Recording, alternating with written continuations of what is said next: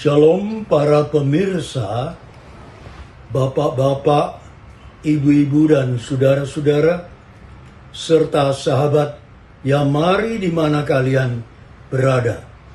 Salam Immanuel. Pada hari ini,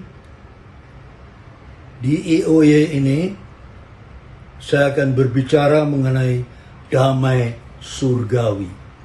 Dalam 2 bulan ini, Mei dan Juni, memang Yamari memberi tema tentang buah Roh Kudus yang ketiga, yaitu damai sejahtera. Saudara-saudara, bolehkah saya bertanya, apakah yang paling dibutuhkan manusia di dunia ini? Apakah itu harta? Apakah itu ketenaran? Apakah itu kedudukan? Dan sebagainya? Sebenarnya bukan. Apa yang paling diharapkan manusia sebenarnya adalah damai sejahtera. Di tengah-tengah dunia yang penuh pancaroba, kekacauan dan sebagainya, pengharapan satu-satunya oleh dunia ini, oleh manusia ini, adalah damai sejahtera. Coba kita pikir, bagaimana supaya sepanjang hidup kita dipenuhi dengan damai sejahtera. Padahal dunia ini penuh dengan kendala, penderitaan, kekhawatiran, kesulitan, banyak bencana alam dan bencana manusia, baik itu gempa bumi, baik itu kebakaran, baik itu peristiwa di lalu lintas, dan sebagainya, dan seterusnya. Damai sejahtera sulit untuk kita miliki. Maka dari mana kita bisa beroleh damai sejahtera yang sejati? Hanya damai surgawi. Apakah damai surgawi itu? Damai surgawi tentunya bukan damai duniawi. Damai duniawi itu sementara. Misalnya, suami istri sering bertengkar, lalu didamaikan orang. Dan tentunya mereka berdamai. Maka suami istri itu berjabatan tangan, menyatakan berdamai. Namun kerap kali, walaupun berjanji damai, namun tidak lama kemudian suaminya galak, memarahi istrinya, istrinya tidak terima, bertengkar kembali. Maka damai sejahtera di keluarga itu bersifat sementara. Demikian juga dunia. Ibu saya pernah berkata pada waktu saya masih kecil, kalau dunia ini tidak ada peperangan, dunia ini damai sejahtera. Dalam bahasa Mandarin dia katakan, 如果天下没有战争，天下会太平。太平itu damai sejahtera. Semenjak kecil sampai sekarang saya sudah berusia, tidak pernah mengalami damai sejahtera karena tidak ada peperangan. Satu peperangan selesai, peperangan lain muncul. Apalagi bertahun-tahun ini, peperangan Rusia dengan Ukraina, peperangan Palestina dengan Israel, sepertinya sulit untuk berhenti. Nah, di tengah-tengah dunia semacam ini, kita bukan mencari damai duniawi, tetapi mencari damai surgawi. Apakah damai surgawi? Damai yang tidak dipengaruhi oleh situasi. Saya akan memberikan dua gambar. Satu gambar yaitu sebuah sawah ladang yang sudah menguning. Para petani dengan sangat bersukacita sambil bernyanyi-nyanyi, mereka menuai sawah ladang mereka. Lalu di belakang mereka ada gunung yang bersinar menyoroti mereka sedang menuai. Gambar itu disebut damai sejahtera. Saudara sekalian, gambar yang kedua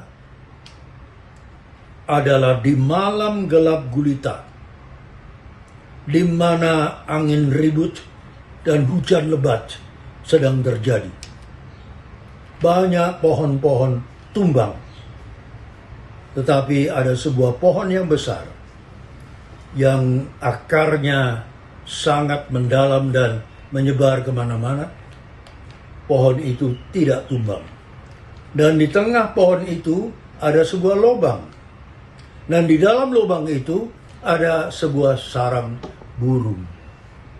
Di dalam sarang burung itu ada seekor induk burung sedang mengayomi 5 anak burungnya. Mereka dengan tenang menyaksikan peristiwa yang terjadi di luar. Gambar itu juga diberi nama damai sejahtera. Kira-kira saudara pilih yang mana? Gambar pertama, sawah ladang, atau gambar kedua, di malam gelap gulita? Saudara yang berpikiran benar tentu akan milih gambar kedua. Dari mana kita melihat damainya? Yaitu dari sarang burung itu. Induk burung itu menggambarkan Tuhan Yesus. Anak burung itu menggambarkan anak-anak Tuhan Yesus yang percaya kepadanya. Sudah engkau percaya pada Yesus? Saudara akan diayomi. Di tengah-tengah dunia kacau balau, engkau akan mendapat damai sejati. Satu hal lagi yang saya ingin gambarkan. Ada sebuah kapal pesiar yang banyak para pesertanya, penumpangnya. Dan tiba-tiba mereka lihat kabut di depan. Para pesiar menjadi ketakutan, tetapi herannya kapten di atas malah mempercepat berlayarnya kapal itu. Mereka komplain kepada pemilik kapal, mengapa demikian terjadi? Bukankah harus berhenti atau diperlambat? Lalu kapten kapal menjawab, kalian jangan gusar, kalian jangan takut, bahwa di atas ini tidak ada kabut. Yang ada kabut cuma di bawah. Saudara, yang ada kabut cuma di dunia. Di sorga tidak ada kabut. Tuhan Yesus akan berkata, di surga tidak ada kabut. Tenanglah kalian, itulah damai sejahtera dari Tuhan Yesus. Satu pertanyaan saya ingin menanyakan kepada para pemirsa. Masih ingatkah Tuhan Yesus pernah tidur di buritan kapal? Mungkin di dalam keempat Injil, itu adalah satu-satunya Tuhan Yesus tidur yang boleh kita ketahui. Dan ia tidur dengan nyenyak sekali. Namun lalu terjadi suatu badai yang besar, ombak gelombang yang menggulung tinggi. Dan menurut penafsir Alkitab, peristiwa itu belum pernah terjadi sebelumnya di Laut Galilea. para murid Tuhan Yesus termasuk para pelaut. Mereka orang laut, mereka mengerti sekali kondisi keadaan cuaca daripada laut itu. Tetapi mereka tidak berdaya. Kita mengatakan mereka berusaha menyelamatkan kapal, tetapi toh tidak berdaya. Dan akhirnya mereka membangunkan Yesus. Pertanyaan saya, mengapa Yesus di tengah ombak gelombang dan badai bisa tertidur nyenyak? Jawabannya satu, karena di hatinya ada damai sejahtera. Para pemirsa yang saya hormati, sesungguhnya manusia berdosa itu sudah berseteru dengan Allah. Karena itu, untuk mendapatkan damai surgawi, kita harus bersahabat terlebih dahulu dengan Allah, yaitu berdamai dengan Allah. Sebagaimana dikatakan di dalam Roma pasal 5 ayat 1. Sebab itu, kita yang dibenarkan karena iman, kita hidup dalam damai sejahtera dengan Allah. Oleh karena itu, Tuhan kita Yesus Kristus. Saudara, jadi kita supaya bisa didamaikan dengan Allah, kita perlu untuk dibenarkan oleh iman. Apa artinya dibenarkan oleh iman? Hati kita harus beriman sungguh-sungguh kepada Sang Raja Damai, yaitu Tuhan Yesus, sehingga kita bisa berdamai dengan Dia.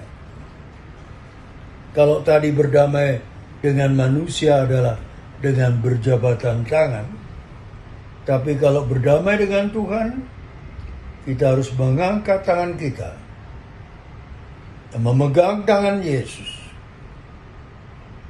Inilah damai dengan Allah. Salib adalah lambang Tuhan Yesus yang mati di kayu salib, mengucurkan darah terakhir, mengorbankan nyawanya untuk menebus dosa kita. Hanya melalui salib kita bisa dibenarkan oleh iman. Dalam bahasa Inggris adalah justification through faith. Ingsin chengyi. Jadi karena kita beriman, kita akan dibenarkan tanpa perbuatan. Karena Yesus sudah berbuat buat kita. Asal beriman kepada Yesus, karena segala kebaikan kita tidak mungkin mendapatkan keselamatan. Tapi iman kita adalah jembatan untuk mendapatkan kebenaran dari Tuhan. Dan karena itu kita sudah didamaikan dengan Allah. Kita tidak cuma didamaikan dengan Allah, kita perlu menerima Allah. Sebelum menerima, kita harus mengaku segala dosa kita. Tadi saya sudah katakan, orang berdosa adalah seteru dengan Allah. Jadi dosa kita perlu kita akui. Jangan lagi berseteru dengan Allah, tetapi beserta dengan Allah. Karena itu kita perlu mengakui baik itu dosa dalam pikiran, dosa dalam perkataan, dosa dalam perbuatan, maupun dosa yang tidak kita sadari. Dosa apapun, kita mohon Tuhan Yesus mengampuni. Dan Dia pasti mengampuni karena Ia memang sudah siap mati buat kita, menebus dosa kita. Nah, setelah kita mengaku dosa, barulah kita buka hati kita, mengundang Raja Damai masuk dalam hati kita. Menurut Yesaya pasal 9 ayat 5, Yesus namanya juga Raja Damai. Ia yang memiliki damai, Ia yang menguasai damai, Ia yang mengatur damai sejahtera. Maukah saudara menerima Yesus selaku juru selamat kita? Maukah saudara menerima Dia ke dalam hati saudara? Bila mana saudara mau menerima Yesus, angkatlah tanganmu untuk mendapat damai sejahtera, damai surgawi. Pemirsa yang angkat tangan, saya mau mendoakan bagi saudara. Bapak Surgawi, hamba-Mu berdoa bagi para pemirsa yang mengangkat tangan, yang menyatakan mau mengakui dosa dan menerima Yesus sebagai juru selamat, sebagai Raja Damai, sehingga hati kita akan memperoleh damai surgawi, damai di dalam hati. Doa ini hamba-Mu panjatkan di dalam nama Tuhan Yesus Kristus. Bagi saudara mengangkat tangan, saudara ucapkan amin bersama. Amin.